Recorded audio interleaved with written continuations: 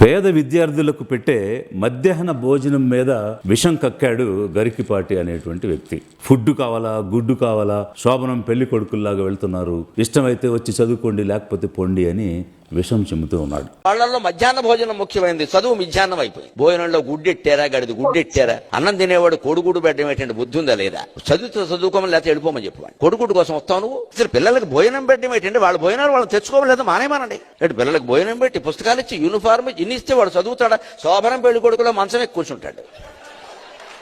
విద్యార్థికి ఎన్ని సౌకర్యాలా అవసరమా? శోభనం అనగానే అక్కడ వినేవాళ్ళు నవ్వులు చప్పట్లు.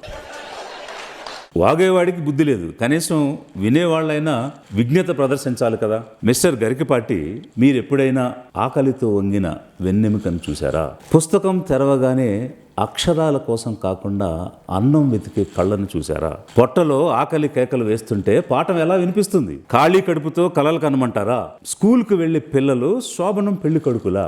దేవరకొండ బాలగంగాధర తిలక్ అనేటువంటి కవి తన ఆర్త గీతంలో పేదరికం గురించి, పేదల ఇబ్బందుల గురించి ఏం చెప్తున్నాడంటే, నేను చూశాను నిజంగా ఆకలితో అల్లాడి మర్రి చెట్టు కింద మరణించిన ముసలివాడిని. నేను చూశాను నిజంగా నీరంధ్ర వర్షాన వంతెన కింద నిండు చూలాలు ప్రసవించి మూర్ఛిల్లినటువంటి దృశ్యాన్ని. నేను చూశాను నిజంగా తల్లి లేక, తండ్రి లేక, తిండి లేక ఏడుస్తూ ఏడుస్తూ ముంజేతుల కనులు తుడుచుకుంటూ మురికి కాలువ పక్కనే నిద్రించిన పసిబాళుణ్ణి. నేను చూశాను నిజంగా గంజి కాసి పోసి పిల్లలకిచ్చి తను నిరాహారుడైన వీరన్నని.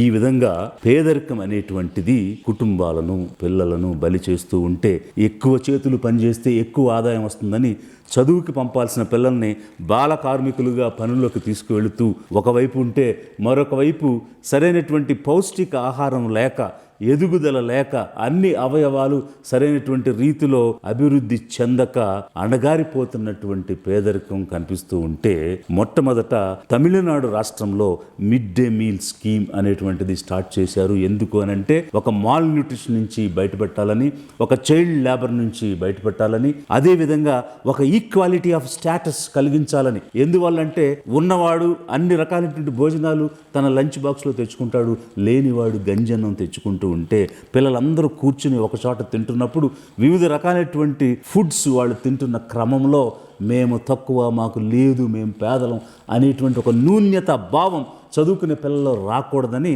మొట్టమొదట తమిళనాడు స్టేట్లో చేసింది. దేశవ్యాప్తంగా తీసుకుని అన్ని ప్రభుత్వాలు కూడా ఈరోజు ఈ మిడ్ డే మీల్ స్కీమ్ని రన్ చేస్తూ ఉన్నాయి. మీకేమిటి నొప్పి? Constitution article 21A right to education ఇచ్చింది. ఫ్రీ అండ్ కంపల్సరీ ఎడ్యుకేషన్ 14 సంవత్సరాలు వచ్చే వరకు పుట్టిన ప్రతి బిడ్డకు ఇవ్వమని రాజ్యాంగం చెప్తుంది. బడ్జెట్ అయిపోద్ది, ఎక్కడి నుంచి తెస్తారు డబ్బులని నువ్వెందుకు వాగుతున్నావు?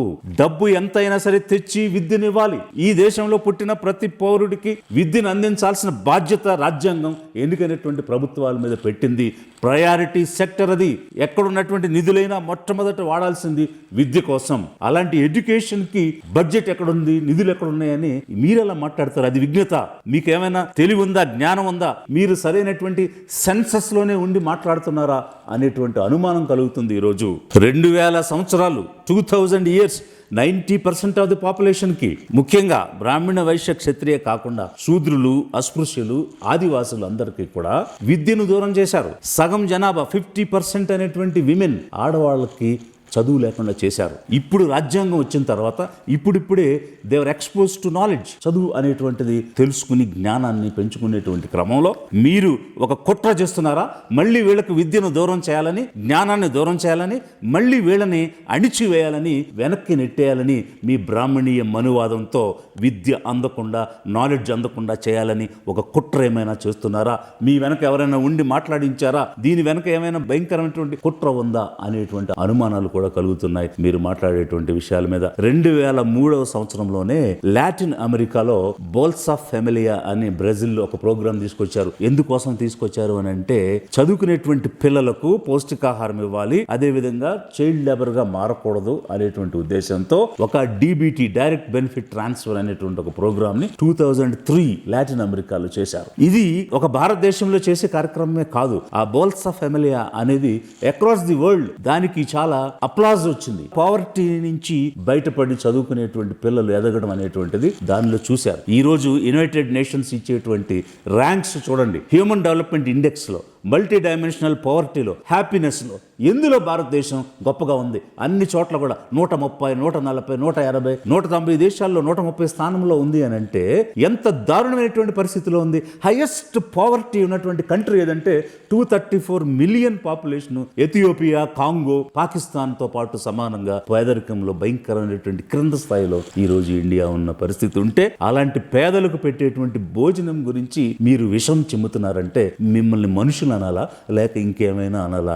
మీ విజ్ఞతకి వదిలేస్తున్నాను. ఈ రోజు ఎన్నికైనటువంటి ప్రభుత్వాల బాధ్యత మధ్యాహ్న భోజనం కల్పించి వారికి చదువు చెప్పించడం అనేటువంటిది. లిబరేషన్ కాంగ్రెస్ పార్టీ ఈ బాధ్యతను ఏ ప్రభుత్వాలు అయితే నిర్వహిస్తున్నాయో వాళ్ళకి పూర్తి స్థాయి మద్దతునిస్తూ ఈ రకమైనటువంటి కార్యక్రమాలు కొనసాగిస్తూ ప్రతి బిడ్డకి కూడా ఫ్రీ అండ్ కంపల్సరీ ఎడ్యుకేషన్ రాజ్యాంగం ఇచ్చింది, కల్పించాలి. అందుకు ఎలాంటి చర్యలైనా తీసుకోవాలి, ఎంత బడ్జెట్నైనా సరే వెచ్చించాలని కోరుతూ ఉన్నది. ఎందరో మహనీయుల సిద్ధాంతాలు, యోధుల ఆశయాల సమ్మేళనం. దళాధిపతి విజయ్ కుమార్. విజయ్ కాజ్. పేదల చేత, పేదల యొక్క, పేదల కోసం సుస్థిర ప్రభుత్వ ఏర్పాటే అధిక జన మహాసంకల్పం.